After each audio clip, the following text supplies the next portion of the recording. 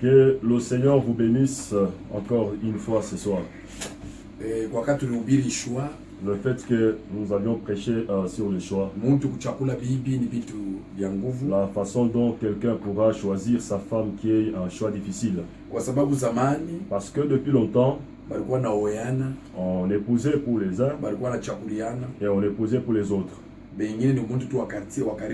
Soit c'est quelqu'un environnant. Mais quand quelqu'un faisait le choix de son mari, disons de sa femme, et connaissant bien que c'est elle, là c'est ce que nous sommes en train de dire, le choix. Et disons qu'il dit l'après d'autres, ça veut dire fiancé. Disons prédoté. Si quelqu'un choisissait sa femme et qu'il est en voie de la fiancer, oui, c'est dans cet engagement de fiançailles. Mon fiançailles, et pendant cette période, déjà là, il y a une promesse de mariage. Donc c'est la femme qui promet son fiancé. Et aussi l'homme promet sa fiancée, disant que moi je vais prédoter. Oui, je vais te fiancer. Pourquoi? Parce que la femme aille informer à sa famille pour dire que j'ai trouvé un mari et que j'ai trouvé une femme. Le fait que j'ai trouvé une femme, une fois traité cette affaire-là dans la famille, voilà, on présente la famille chez l'homme, et aussi l'homme est présenté chez la femme. Directement là nous entamons l'étape qui suit, qui est fiançailles. Qui s'était passé depuis quand? Depuis juge. Juge chapitre 14. Juge chapitre 14.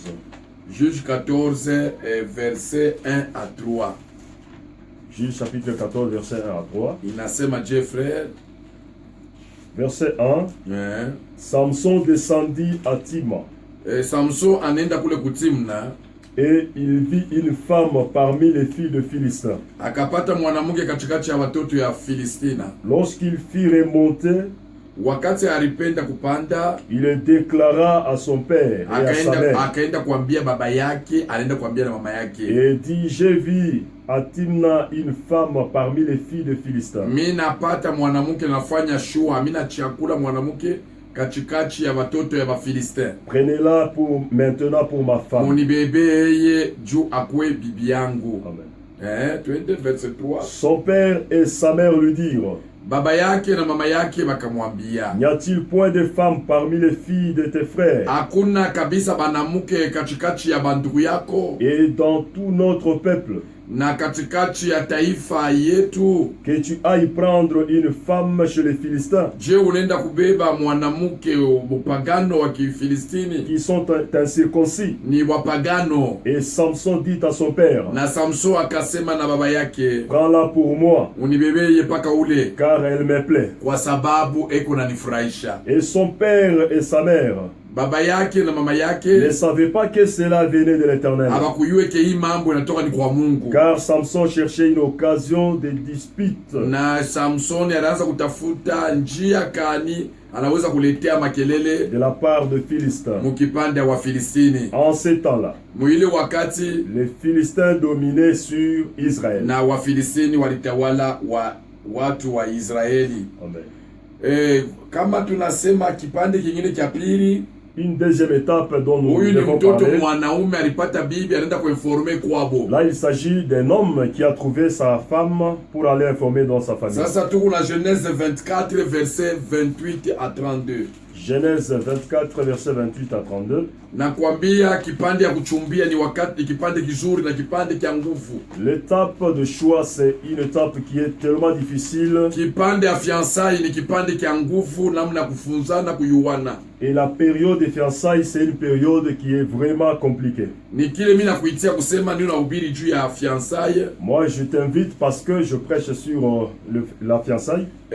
Fiançailles ni kitu ni kipande kizuri kia mtu ayue bibi yake na bwana ayue bwana yake. Qui est une période d'étude de caractère. Mais kama tunasema maneno ingine, mais si l'on disait autre chose, shi tunasema hivi. Moi je dis ceci. Mukipande fiançailles, pendant les fiançailles, mwanamke ye aina mariage. Quant à la femme, il ne s'agit pas de mariage. Ye mwanamke bana chakula ule. C'est le choix qui est passé par cette femme.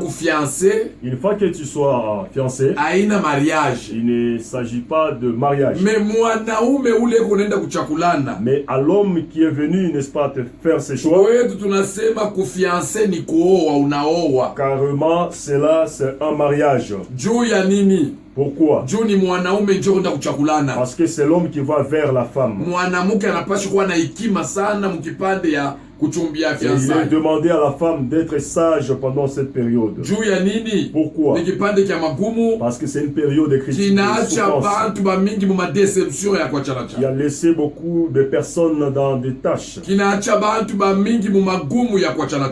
Et beaucoup de monde est resté dans des déceptions. Nous sommes à Genèse 24.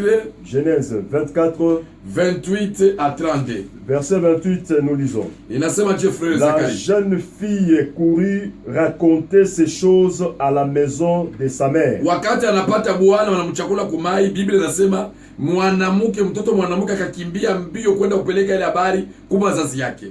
Rebecca avait un frère nommé Laban. Na Rebecca huyu dada mwenye kuchumbiwa, mwenye kuchakuliwa, alikuwa na ndugu yake mwanaume mkubwa yake wanaita Laban. Et Laban courut vers l'homme après de la course. Laban anaona ndugu yake balisha kumchakulia, balisha kumbambilia, anakimbilia ule bwana, akaona ule mtu la kumai ile mambo yanatokea hapo. Il avait vu l'anneau et le bracelet aux mains de sa sœur. Juu ya nini? Kabisa Laban alimuona ndugu yake mwanamke balisha kumuweka maalama ya kumkamatilia, maalama ya kufikisha sauti, maalama ya bague na nini na kabisa na bracelet. Et il avait entendu les paroles de Rebecca sa sœur. Alishikia misemo ya Rebecca ndugu yake mwanamke. Disant ainsi m'a parlé l'homme. Shikia vile ule mwanaume wa kumai bila nanionesha. Il vint donc à cet homme qui se tenait auprès des chameaux. Na wakati alifika karibu na mule mtu alikala pembeni ya chameau. Vers la source. Na kupembeni ya chemchemu. Et il dit. Na akasema. Viens. Kuya. Béni de l'Éternel. Mubarikiwe wa milele. Pourquoi resterais-tu dehors? Shikia ule unasema ni mkubwa yake ya fiancé. J'ai préparé la maison nilitengeneza nyumba et une place pour le chameau. Nafasi nyingine juu ya bale ba nyama ba chameau. L'homme arriva à la maison. Mtu akafika kunyumba. Laban fit décharger les chameaux.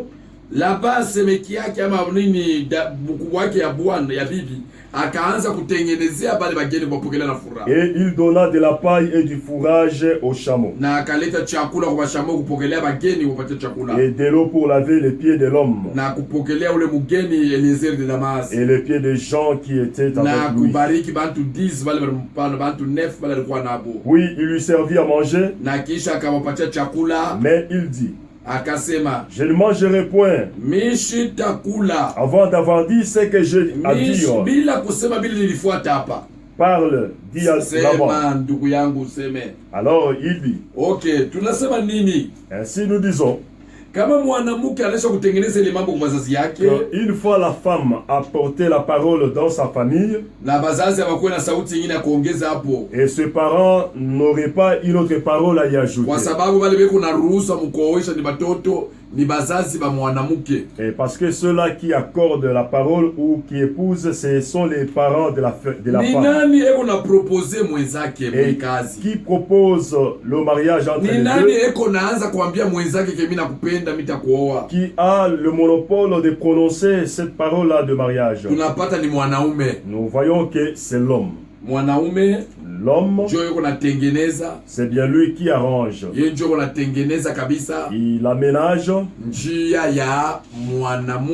la voie afin de donner la parole à la femme. Ainsi, bien-aimés dans le Seigneur. Genèse 29, verset 18. Genèse chapitre 29, verset 18. Qui est le premier à voir l'autre? C'est l'homme qui devait voir. C'est l'homme qui devait voir. Genèse 29, 18 Genèse 29, verset 18. Ok. Jacob aimait Rachel. Et il dit, je te servirai 7 ans pour Rachel,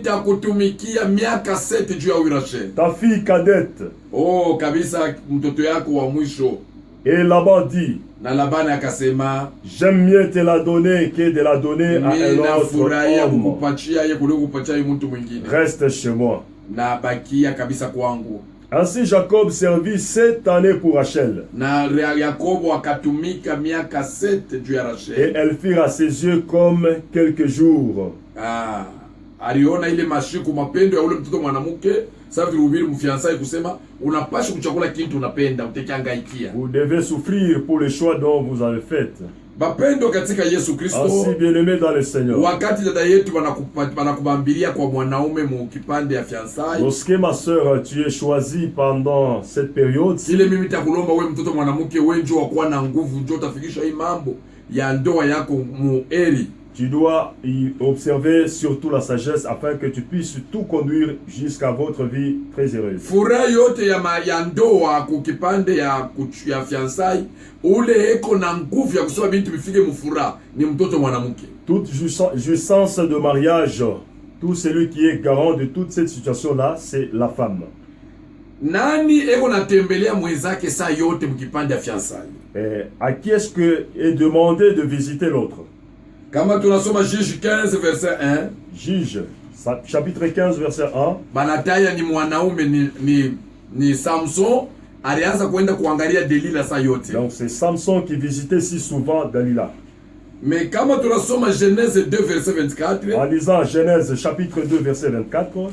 Yote kunatuambia kusema mwanaume njoo kunatoka. Qui démontre toujours que il est le devoir de l'homme. Mimi nakuomba na kuita. Et moi je te demanderai, je kusema mukipande ya fiancai mule wiko. Que pendant cette période là de fiançailles. Kama wewe mwanamke unajichunga mzuri. Une fois que toi femme tu t'es préservé si bien. Unajichunga kabisa. Et que tu veilles sur toi-même. Utaona ule mwanaume atafanya nguvu amalize mali. Et aussi tu donneras du courage à ton fiancé afin de travailler. Kama unamwachia fiancé wako. Une fois cédé à ton fiancé, occasion moya kusema tembe na wewe, une occasion de coucher avec lui. Yu wasema kunaisha bei ya bila litafuta hata itafuta tena. Sachez-le déjà, il est découragé même dans toutes les activités qu'il aurait fait pour ni banaume kiloko beko na yuo kusema anaangukia na bibi yake munjia ya kutembea naye anamuoa. C'est peu d'hommes qui prennent ces risques et aussi prendre ses responsabilités. Juu ya nini? Pourquoi? Wakati banakuchumbia, lorsque vous êtes fiancé, fanya nguvu et fournit beaucoup d'efforts. Sawa dada Maria, et soit comme la sœur Marie, mama yake ya Yesu Kristo, la mère de Jésus, alikuwa na chunga kabisa paka siku ya ndoa yake njoo bwana yake atamjua. Elle qui attendait jusque cela soit ainsi accompli. Njoo pale unakuta, ainsi vous retrouverez, unakuta Joseph wakati alikuta kie quand il s'est retrouvé Maria eko na mimba, se rendant compte que Marie était alihuzunika sana. Il était d'abord alipenda kujikokota msalama, voulant se retirer.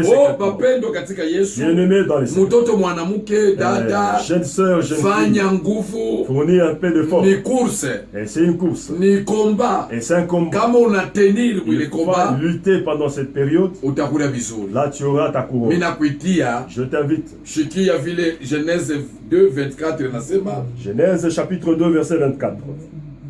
C'est pourquoi l'homme quittera son père et sa mère mwanaume atatoka kuacha baba yake na mama yake, et s'attachera à sa femme, na ataungana na bibi yake, et ils deviendront une seule chair. Na mimi nakwambia hivi, watakuwa mwili moya.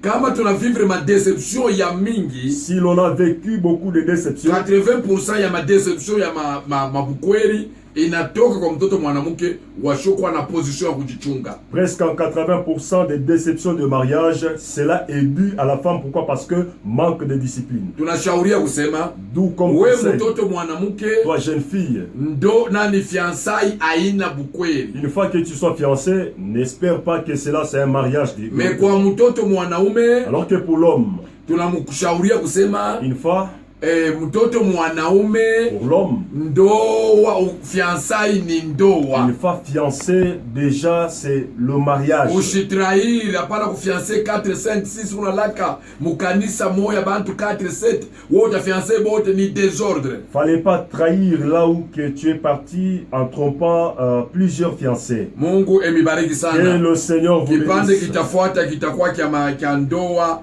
yenye kuchanga na cérémonie. La partie qui va suivre, ce sera le mariage avec fuata site, vraiment utabarikiwa. Neema ya Mungu itakutembelea kupitia sauti ya Mungu. Très bien suivre ce site parce que la grâce de Dieu vous visitera. Tour ya pili tunasema ndoa iko yenye kuchangana na cérémonie. Mungu emibariki. Amen.